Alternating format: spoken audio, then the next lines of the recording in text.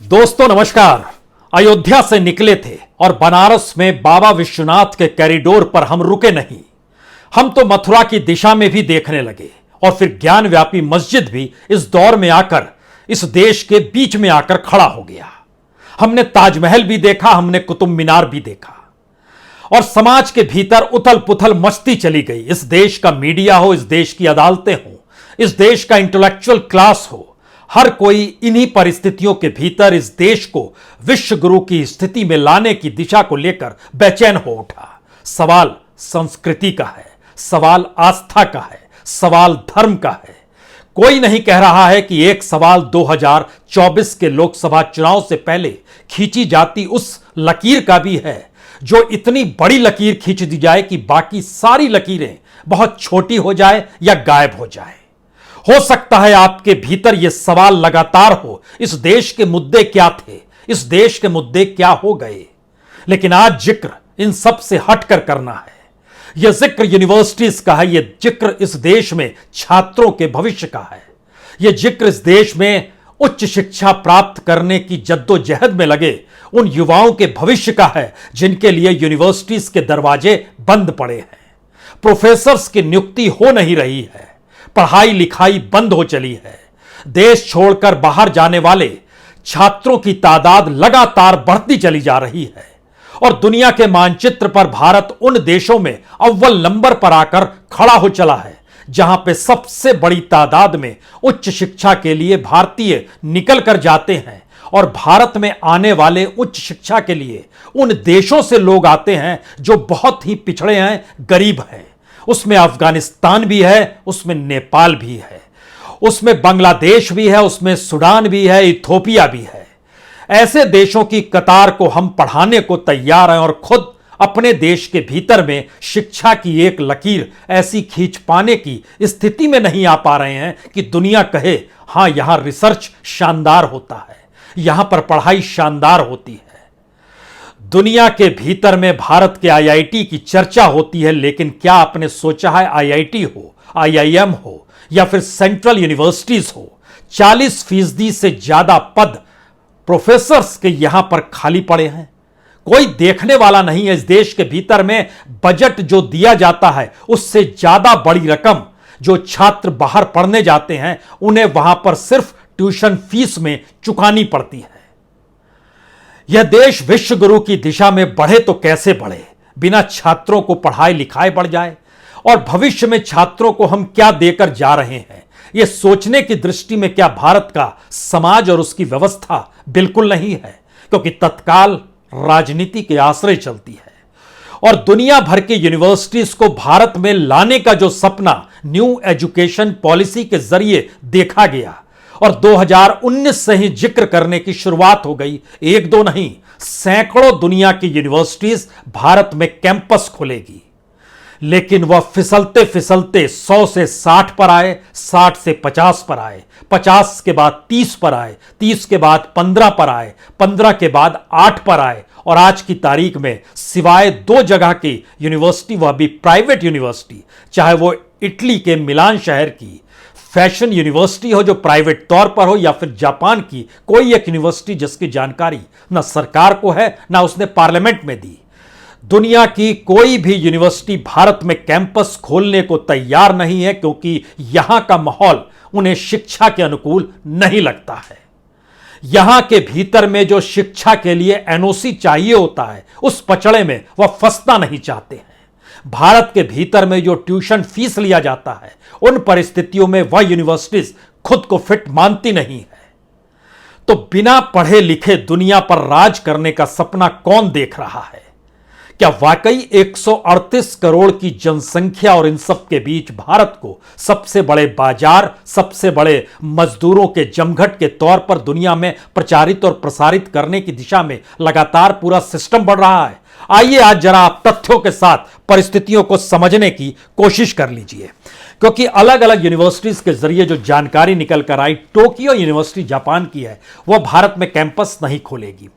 Amsterdam university नहीं खोलेगी, Michigan university नहीं खोलेगी, कोपेनहेगन यूनिवर्सिटी नहीं खोलेगी, मेलबोर्न यूनिवर्सिटी भी भारत नहीं आएगी, शिकागो यूनिवर्सिटी भी भारत नहीं आएगी, यूनिवर्सिटी ऑफ कैलिफोर्निया भी भारत नहीं आएगी, ऑक्सफोर्ड, इसका जिक्र बजट में किया गया था 2020 के बजट में, और तब सपना दिखाया गया था 100 से ज्यादा यूनिवर्सिटीज के कैंपस यहां पर चलेंगे।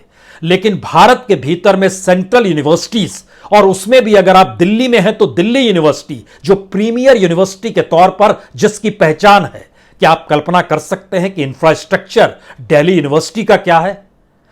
दूसरे ईयर के बच्चों की परीक्षा चल रही है तो पहले ईयर के बच्चों को ऑनलाइन पढ़ाया जाएगा। हमारे पास ऐसा इंफ्रास्ट्रक्चर भी नहीं है जहां पर इस बात का जिक्र करें परीक्षा अपने तौर पर चलती रहेगी, पढ़ाई अपने तौर पर होती रहेगी। जी नहीं, इंफ्रास्ट्रक्चर नहीं है, इंफ्रास्ट्रक्चर के लिए बजट नहीं है। और बजट की परिस्थितियों में इस देश का क्या हाल है, इसका भी आज जिक्र कर लेते हैं। तो दुनिया के तमाम यूनिवर्सिटीज को लेकर कुछ बातें बहुत साफ तौर पर आई है। कुछ ने कहा है हम कैंपस नहीं लगाएंगे, हमारा यहां पर एकेडमिक सेंटर तो चल रहा है ना, उसी से काम चला लीजिए। वह छात्रों को दिशा निर्देश देता है, सुझाव देता है कि दुनिया में आप कहां चले जाइए। और एवरेज जब निकल कर आता है कि भारत के 8 लाख छात्र हर बरस भारत को छोड़कर दुनिया के अलग अलग जगहों पर चले जाते हैं, उन 8 लाख छात्रों की जो ट्यूशन फीस है वो तकरीबन $6 बिलियन की है। $6 बिलियन लगभग 45,000 करोड़। और ये 45,000 करोड़ भारत के भीतर में हायर एजुकेशन का बजट है। आप कल्पना कर रहे हैं, सिर्फ ट्यूशन फीस का हमने जिक्र किया है। इसको अगर आगे बढ़ाइएगा तो यह तकरीबन $28 बिलियन तक आता है। और 28 बिलियन का डॉलर लाखों करोड़ों में आप तब्दील कर देंगे। एक टारगेट भी निकल कर आया है, जरा समझने की कोशिश कीजिए। सब बातों का जिक्र इसलिए जरूरी है कि आप समझ जाएं कि भारत में न्यू एजुकेशन पॉलिसी के जरिए जो सपना दिखाया गया और इस देश के भीतर का जो सच है, $28 बिलियन पिछले बरस छात्रों ने दुनिया की अलग अलग यूनिवर्सिटीज में और अपने रहने खाने को लेकर खर्च किया। इसका मतलब है 2,17,000 करोड़। और एक इंफॉर्मेशन निकल कर आई कि 2024 में भारत में जब चुनाव हो रहे होंगे, इन्हीं नाम को लेकर जो आप अयोध्या से लेकर बनारस, ज्ञानव्यापी, ताजमहल, कुतुब मीनार, मथुरा सब जो देख रहे हैं, इस एस्पेक्ट में जो भारत का वोट बैंक तैयार होगा और भारत की जो राजनीति सियासत को संभालेगी, इसके समानांतर 2024 में $80 बिलियन भारत के छात्र दुनिया की यूनिवर्सिटीज में खर्च कर रहे होंगे। और $80 बिलियन का मतलब है 6,20,000 करोड़। कल्पना के परे है हम किस डिजाइन में भारत को रच बस रहे हैं। और जब इन बातों का आपसे जिक्र कर रहे हैं तो यह समझिए 2020 में नई शिक्षा नीति को देश दुनिया भर से जो 60 से ज्यादा राजदूतों हैं उनसे संपर्क किया गया अलग अलग देशों से। और उसके बाद जिक्र किया गया कि हम इतनी यूनिवर्सिटीज के कैंपस ले आएंगे। यहां तक कि national institute of educational planning and administration, उसने अपने तौर पर कहा कि हां अप्रूवल मिलेगा, ये दिल्ली बेस्ड है। लगभग 43 विदेशी यूनिवर्सिटीज का अप्रूवल है उनके साथ हुआ। लेकिन जब बातचीत हुई तो पता चला कि सिर्फ 8 यूनिवर्सिटी सहमति दे रही है। उसमें से 5 अमेरिका की, एक यूके की यानी यूनाइटेड किंगडम, एक ऑस्ट्रेलिया की और एक कनाडा की। बाकी सभी ने हाथ खींच लिया। लेकिन यह सिलसिला जब आगे बढ़ा तो पता चला कि यहां गवर्नमेंट अप्रूवल्स का संकट, जो पब्लिक परसेप्शन है एजुकेशन को लेकर, उसको भी वह यूनिवर्सिटीज बदलना चाहती है। क्योंकि भारत के भीतर में वह एजुकेशन के पर्सपेक्टिव में पॉलिटिकल एस्पेक्ट्स देखती है और उससे समाज के भीतर शिक्षा को लेकर किस तरीके से दरकिनार किया जा रहा है, यह भी यूनिवर्सिटी का एनालिसिस है, विदेशी यूनिवर्सिटीज का। और जो यहां पर फीस का रेगुलेशन है उसको भी चेंज करने का जिक्र आया। पार्लियामेंट में पूछा गया मंत्री जी से, तो स्टेट एजुकेशन मिनिस्टर सुभाष सरकार हैं, उन्होंने मार्च में ही संसद में कहा कि हां जानकारी तो है कुछ यूनिवर्सिटी आएगी। उसमें उन्होंने 2 यूनिवर्सिटी का नाम लिया, एक फ्रेंच यूनिवर्सिटी, एक इटालियन इंस्टीट्यूट। यूनिवर्सिटी नहीं, इंस्टीट्यूट। फ्रेंच इंस्टीट्यूट का नाम नहीं बता पाए, इटालियन इंस्टीट्यूट का कहा कि हां कैंपस बनाने में उसकी रुचि है। स्टैटिको मैरागोनी उसका नाम है, ये private school of fashion and design है, मिलान बेस्ड है। इस बात का जिक्र किया गया। इसके बाद खामोशी, यानी भारत में कोई यूनिवर्सिटी, इंटरनेशनल यूनिवर्सिटी आने को तैयार नहीं है।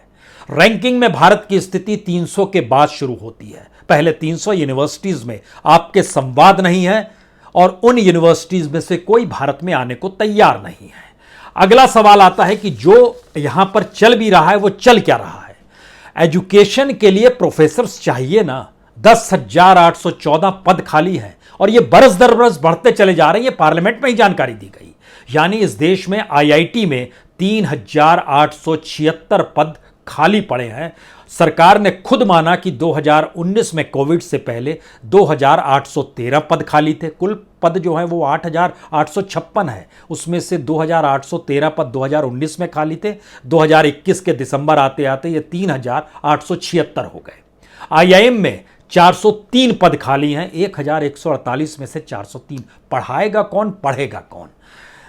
जो सेंट्रल यूनिवर्सिटीज है उसके भीतर में 17,000 नियुक्तियां होनी चाहिए, लेकिन 6,535 पद खुले तौर पर खाली वहां पर पड़े हुए हैं। यहां तक कि उसमें इग्नू को भी शामिल कर लीजिए और इस देश की जो 40 सेंट्रल यूनिवर्सिटीज है उसका जिक्र सरकार ने किया। माना कि हां यहां पर पद खाली पड़े हैं, लगभग 35% पद खाली पड़े हैं। कोई रुचि नहीं है हम किस दिशा में जाएं, कैसे जाएं। इकोनॉमिक एस्पेक्ट को लेकर चर्चा ना हो, महंगाई को लेकर, बेरोजगारी को लेकर, प्रोडक्शन को लेकर, एक्सपोर्ट इंपोर्ट की तुलनात्मक अध्ययन को लेकर कोई चर्चा ना हो। लेकिन हम जिन बातों की चर्चा करें उसके समानांतर में छात्रों की पढ़ाई लिखाई बंद कर दें। अब यहां पर संसद में बताया गया 20 मार्च को कि जो ब्यूरो ऑफ इमिग्रेशन है उसके मुताबिक एक जानकारी निकल कर आई कि कितने बच्चे जा रहे हैं। जब न्यू पॉलिसी आई, एजुकेशन पॉलिसी, उस बरस लगभग 2.5 लाख से ज्यादा 2,59,655 बच्चे चले गए। उसके बाद 4,44,000 बच्चे चले गए। 2022 की जानकारी दी गई, अभी तक 1,33,000 बच्चे ही गए हैं। लेकिन जो अलग अलग माध्यमों से जानकारी निकलकर आनी शुरू हुई तो एवरेज जो है भारत के 8 लाख बच्चे हर साल भारत को छोड़कर हायर एजुकेशन की दृष्टि से चले जाते हैं बाहर। इसमें से बड़ी तादाद में भारत के भीतर के बच्चे जो मान लीजिए डॉक्टर बनना चाहते हैं, इनकी तादाद भी बहुत ज़्यादा। और सवाल यह है भारत में इंफ्रास्ट्रक्चर ना इंजीनियरिंग का है ना डॉक्टरी का है। और इन सब के बाद जो वैकेंट सीटें पड़ी हुई हैं यूनिवर्सिटीज़ में, आईआईटी में, आईआईएम में, इन तमाम जगहों पर कौन सी पढ़ाई कैसे होगी, इसको लेकर वर्ल्ड वाइड एक नज़रिया भारत को लेकर बहुत साफ तौर पर बन रहा है कि भारत है कहां पर एजुकेशन के फील्ड को लेकर। वह बच्चे जो यहां से निकलते हैं उनके लिए रास्ता क्यों खुल जाता है और जो भारत के भीतर हैं उनका रास्ता क्यों नहीं खुल पाता है। उसको भी जब डिज़ाइन किया गया और पूछा गया कि आखिर ऐसी कौन सी परिस्थिति है जिसमें भारत के बच्चे इस रूप में चले जाते हैं, एक जानकारी और निकल के आई कि भारत के यूनिवर्सिटीज़ में जो टॉपर्स होते हैं उनका जब प्लेसमेंट होता है तो उनको 5 से 10,000 डॉलर तक मिलते हैं। 5 से 10,000 डॉलर का मतलब है लगभग 80,000 से 1 लाख रुपए तक की उनकी वेतन मिलता है। लेकिन वही लोग अगर बाहर चले जाते हैं, यूनिवर्सिटीज़ में पढ़ते हैं, तो यह बढ़ के तकरीबन 62 लाख से 77 लाख तक हो जाता है। यानी 80,000 से 1 लाख बढ़कर लाखों की नौकरी एनुअली मिलने लगती है। इन परिस्थिति में इतना व्यापक अंतर आ जाता है जो कैंपस के जरिए होता है। दूसरी बड़ी बात निकल कर आई कि भारत में स्पेशलाइज्ड कोर्सेज को लेकर कोई इंफ्रास्ट्रक्चर नहीं है। वो कंप्यूटर एप्लीकेशन का हो, वो नर्सिंग का हो, इंजीनियरिंग का हो, टेक्नोलॉजी का हो, कोई इंफ्रास्ट्रक्चर नहीं। इसलिए भारत के भीतर में सिर्फ 15% के लिए ही जो स्पेशलाइज्ड कोर्स है वो मौजूद है, जबकि भारत छोड़कर बाहर जो जाते हैं उसमें से 70% बच्चे स्पेशलाइज्ड कोर्स ही करते हैं और सिर्फ 30% जनरल एस्पेक्ट में जाते हैं। लेकिन उसमें भी वो हायर एजुकेशन के साथ रिसर्च का एस्पेक्ट भी जोड़ देते हैं। और दुनिया भर में जो रिसर्च हो रहा है उसमें भारतीयों की कमी नहीं है, लेकिन वो भारतीय भारत के यूनिवर्सिटी में नहीं है, वो बाहर है। इन परिस्थितियों में जो लोग बच्चे जा रहे हैं उसमें अमेरिका टॉप पर है, यूनाइटेड किंगडम है, कनाडा है, ऑस्ट्रेलिया है। यहाँ के बच्चे नहीं आते हैं। और जिन राज्यों से बच्चे निकलकर यहाँ से जाते हैं उसमें आंध्र प्रदेश टॉप में आता है, पंजाब आता है, महाराष्ट्र आता है, तमिलनाडु आता है। ये एक पूरी की पूरी फहरिस्त बनी हुई है कि किस रूप में हमारे यहाँ इंफ्रास्ट्रक्चर है। इसको आसानी से ऐसे भी समझ लीजिए, हम लोग तो पॉलिटिकल पार्टी के तौर पर जानते समझते हैं। वो कहता है हमारे पास करोड़ों कार्यकर्ता हैं, फिर बोलता है हमारे पास युवा कार्यकर्ता हैं। और जब उसका अध्ययन पता चलता है कि बेरोजगारी की परिस्थितियों ने सबको पॉलिटिकल पार्टी से ही जोड़ दिया है, नौकरी खत्म, सारी एजुकेशन खत्म। मसलन नीट जो क्लियर करते हैं हर साल, उनकी संख्या होती है तकरीबन 7 लाख। नीट का मतलब बहुत साफ है कि अब वो मेडिकल की सीट उनको चाहिए, लेकिन भारत के भीतर में प्राइवेट और पब्लिक दोनों सेक्टर को जोड़ दीजिएगा तो सिर्फ 80,000 सीट है। तो बाकी जो 6,20,000 बच्चे हैं वो क्या करें नीट करने के बाद भी। तो यह एक नई स्थिति आकर खड़ी हो गई, और यही स्थिति इंजीनियरिंग की सीट्स भारत में सिर्फ 23 लाख है।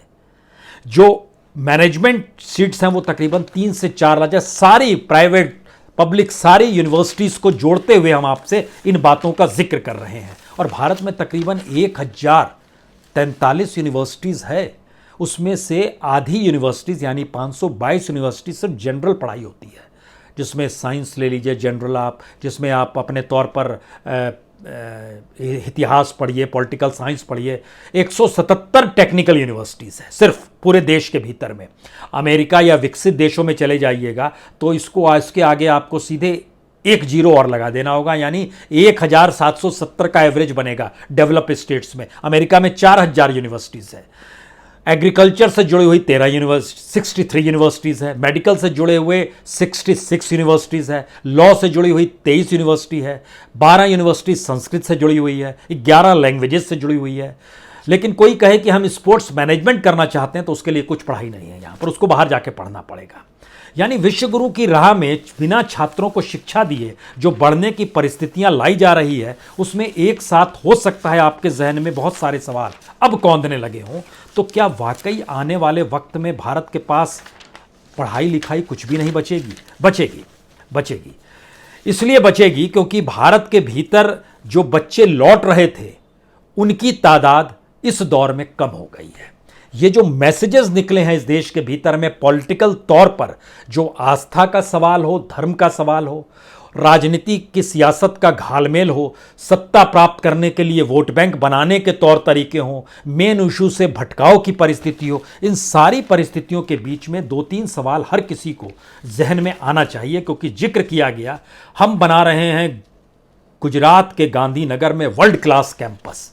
निर्मला सीतारमण फाइनेंस मिनिस्टर ने जिक्र किया, पिछले बरस प्रधानमंत्री ने जिक्र किया, और नाम दिया गया गिफ्ट का फुल फॉर्म है Gujarat international finance tech city. और कहा गया कि इसमें बाकायदा फाइनेंशियल मैनेजमेंट की पढ़ाई होगी, फिनटेक होगा, साइंस होगा, टेक्नोलॉजी होगी, इंजीनियरिंग होगा, मैथमेटिक्स होगा। और एक सपने संजोए गए कि हम ग्लोबल लेवल पर इंस्टीट्यूट्स खोलेंगे भी और इंस्टीट्यूट्स के साथ हमारे समझौते भी होंगे। यूजीसी चेयरमैन ने इसमें, जगदीश कुमार अभी हैं, उन्होंने कुछ और इसमें पर लगा दिए कि हाँ, हम नियम कायदे बना रहे हैं और अब स्टेट फंडेड यूनिवर्सिटी या प्राइवेट हो या सेंट्रल हो, अब वो बाहर जाकर अपने कैंपस खोल सकते हैं। बाहर से आ नहीं रहे हैं। यहाँ के एजुकेशन को लेकर वर्ल्ड वाइड कुछ सवाल हैं, उन सवालों का जवाब देने को कोई तैयार नहीं है। लेकिन यहाँ के यूनिवर्सिटीज़ अब बाहर चले जाएं और कैंपस का आदान प्रदान करें। दुनिया के तमाम बड़े यूनिवर्सिटीज़ ने अपने तौर पर यहाँ पर प्राइवेट एकेडमिक सेंटर्स बनाए हुए हैं, जो अपनी यूनिवर्सिटी में लाने का रास्ता इन्हीं प्राइवेट माध्यमों से बनाते हैं। और भारत का इतना पैसा पढ़ाई लिखाई में जा रहा है जो भारत के हायर एजुकेशन के बजट से कहीं ज़्यादा है। जब इस स्थिति में देश की इकोनॉमी, एजुकेशन और इंटेलेक्चुअलिज्म हो, तो सोचिए कि आने वाले वक्त में भारत में इंटेलेक्चुअलिज्म बचेगा कैसे, और ये तर्क वितर्क की परिस्थितियों में कौन आकर खड़ा होगा कि क्या हो रहा है इस देश की राजनीति में। और जो तर्क दिए जाते हैं वो अज्ञानता को ज्ञान मानकर तर्क दिए जाते हैं। ऐसी परिस्थिति वाकई पहले थी या नहीं थी? उन बुजुर्ग पीढ़ियों से पूछा जाए और जाना जाए कि आज़ादी के बाद की क्या वाकई ऐसी स्थिति थी। क्योंकि हमने जो चीज़ों को बताया है उसको किस रूप में इम्प्लीमेंट भी किया है। मसलन हम तो डिजिटल यूनिवर्सिटी खोलने वाले थे, हम अपने तौर पर डिजिटल कनेक्टिविटी की दिशा में जा रहे थे और मानकर चल रहे थे, और बताया गया कि विलेज गांव में, गरीब के बीच में, दलित हो, बैकवर्ड हो, आदिवासी हो, सोशियो इकोनॉमिक सेटअप ऐसा करेंगे कि यूनिवर्सिटीज़ के साथ साथ उनके अपने कल्चरल एस्पेक्ट भी जुड़ते चले जाएंगे। आपको जानकर हैरत होगी कि ऑक्सफोर्ड और 2 यूनिवर्सिटी की जानकारी और हमारी टीम ने निकाल कर दी, एक ऑक्सफोर्ड और एक मिशिगन और तीसरा कोपेनहेगन। इन जगहों पर भारत के कल्चरल एस्पेक्ट को लेकर वो पढ़ाई होती है जो यहां अपने देश में नहीं हो पा रही है। यानी अपने ही कल्चरल एस्पेक्ट को समझने के लिए आपको दुनिया के उन देशों में जाना होगा जिन देशों में पढ़ाने वाले में भी कुछ भारतीय हैं, लेकिन कुछ विदेशी प्रोफेसर्स भी हैं जिन्होंने अध्ययन किया है। हम कैसे विश्व गुरु बने और किस रूप में डिजाइन करें अपने इंटेलेक्चुअलिज्म का, ये एक अमृत काल और अमृत महोत्सव से भी हमारे नेशनल एजुकेशन पॉलिसी को जोड़ा गया। जोड़ने में और बोलने में कुछ जाता नहीं है। तो ऐसे में आखिरी सवाल यही है कि जो सपना 100 यूनिवर्सिटीज को लेकर देखा गया वो सभी काफूर हो गया है। इस देश के भीतर में यूनिवर्सिटीज़ की परिस्थितियों को लेकर जो हमारा बजट है उसको बेसिक तौर पर समझ लीजिए। हायर एजुकेशन के बजट में से 40% बजट सिर्फ सैलरी पर जाता है, 20% सिर्फ इंफ्रास्ट्रक्चर पर जाता है। बाकी बचे 40% में से जो प्रचार प्रसार की परिस्थितियां इस देश के भीतर में जो एजुकेशन से भी जुड़ गई है उसमें लगभग 12% खर्च हो जाता है। जो 28% का बजट बचता है उसी में रिसर्च करना है, उसी में इंफ्रास्ट्रक्चर देना है, उसी में प्रोफेसर्स जो नियुक्ति होगी उनके वेतन भी जाएंगे, जो रिटायर हो रहे हैं उनके पेंशन भी जाएंगे। ये सारी परिस्थितियों में 3 बातें खुलकर सामने आती हैं। हमारा ध्यान शिक्षा की तरफ बिल्कुल नहीं है। हम इस देश में हायर एजुकेशन को लेकर गंभीर बिल्कुल नहीं है। हम जिन परिस्थितियों को जीते हैं उसमें पहला और आखिरी मंत्र यही है कि राजनीतिक सत्ता हमारे पास कैसे रहे और उस राजनीतिक सत्ता में आने के बाद हम एजुकेशन को लेकर और विश्व गुरु की परिस्थितियों को लेकर ऐसी ऐसी लकीरें सिर्फ वाक पटुता से खींचते चले जाएं जहां पर लगे ऐसा कि शानदार देश के भीतर में शानदार एजुकेशन है। चाहे दुनिया की दृष्टि भारत को लेकर कई सवालों के साथ खड़ी हो रही हो और हर यूनिवर्सिटी ये कह रही है यहां हम कैंपस क्यों खोलें। इंतजार कीजिए क्या होता है आगे। बहुत बहुत शुक्रिया, बहुत बहुत शुक्रिया।